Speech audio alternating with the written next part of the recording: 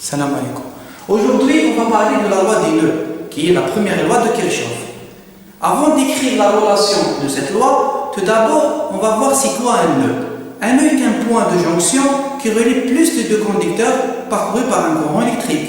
C'est-à-dire, il faut avoir au moins trois conducteurs. À titre d'exemple, si on a un premier conducteur parcouru par un courant I1, un deuxième conducteur parcouru par un courant I2 et un troisième conducteur parcouru par un courant I3, on obtiendrait ici ce qu'on appelle un nœud.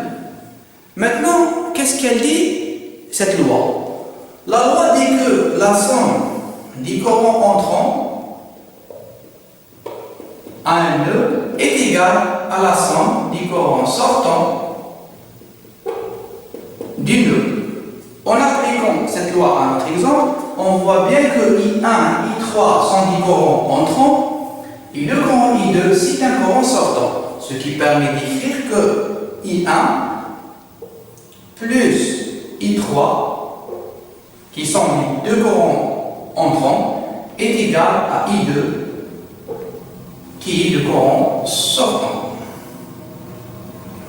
À partir de là, on peut écrire n'importe quel courant en fonction des autres.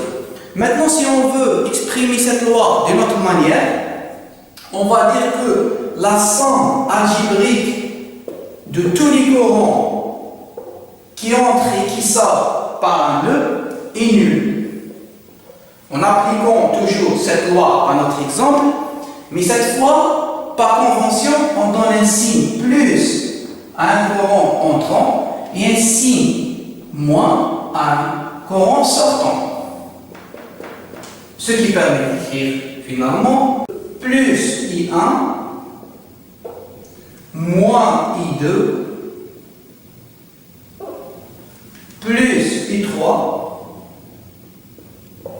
est égal à 0. Et on voit bien qu'en ramenant I2 de l'autre côté de l'équation, on aura le même résultat trouvé précédemment. Finalement, on peut dire que la loi des nœuds fait partie des notions essentielles à la résolution des problèmes d'électricité. Donc, il faut bien la maîtriser. Salam.